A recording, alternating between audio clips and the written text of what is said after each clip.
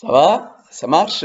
C'est bon? Test? 1, 2, 1, 2, c'est bon. Alors, c'est parti. Bonjour les amis. Comment allez-vous? Est-ce que vous tenez le coup? Moi, je suis très très en forme. Voilà, alors d'abord pour commencer, j'aimerais commencer par demander pardon aux pauvres hippochartes que j'ai blessés, peut-être en disant qu'ils travaillaient pas beaucoup, mais vous savez bien que je vous aime. Vous savez bien que qui aime bien charrie bien. Promis, la prochaine fois, je m'attaque à la flotte Saint-Louis. Alors, il y a quelqu'un qui m'a envoyé un petit message pour me poser une question très intéressante. Padré, comment est-ce qu'on peut faire pour faire avancer le royaume quand on est confiné dans son appartement? Comment est-ce qu'on peut changer le monde en étant enfermé dans sa maison? Eh bien, je trouve que l'évangile d'aujourd'hui répond parfaitement à cette question. Celui qui accomplit le moindre petit commandement de Dieu sera déclaré grand dans le royaume des cieux. Voyez, à chaque situation de notre vie, chaque instant de notre vie, quelle que soit la situation dans laquelle on se trouve, Dieu attend quelque chose de nous. Et quand on le réalise, quand on l'accomplit, quand on découvre ce que c'est et ce qu'on met toute son ardeur pour essayer de le faire, eh bien, on fait avancer le royaume. Je vous donne un exemple. Vous savez bien que j'aime bien vous raconter des exemples.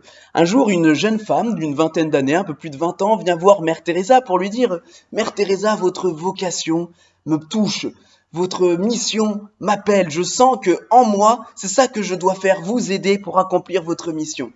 Mère Teresa l'accepte, l'accueille, et effectivement, cette femme est débordante d'énergie. Elle est douce avec les malades, elle est délicate avec les pauvres, elle est rayonnante, pétillante, joyeuse, débordante de vie. Oui, mais le problème, c'est qu'après quelques mois, elle tombe malade. Après plusieurs malaises, on découvre qu'elle a une sclérose en plaques et qu'il faut absolument qu'elle retourne dans son pays pour pouvoir se soigner.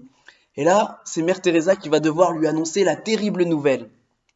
Quand Mère Teresa le lui apprend, la femme se met à pleurer en se disant: mais voilà, moi je rêvais d'être missionnaire de la charité et du coup je suis là et je vais devenir inutile chez moi. Et Mère Teresa lui dit: mais n'importe quoi, tu déconnes. Ok, tu pourras pas être missionnaire de la charité en Inde, mais tu pourras quand même être missionnaire de la charité chez toi, dans ton appartement, en te soignant et en priant.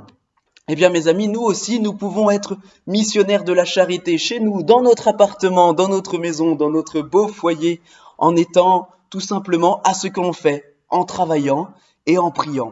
Alors, je sais très bien que ce que je suis en train de dire, ça fait pas rêver, et notamment les mecs de la flotte Saint-Louis qui imaginent déjà qu'ils vont sauver le monde, qu'ils vont sauver la France en faisant des actes héroïques. Pardon, j'avoue, pardon, c'est gratuit, je le retire, gratuit et petit, c'est gratuit. J'arrête.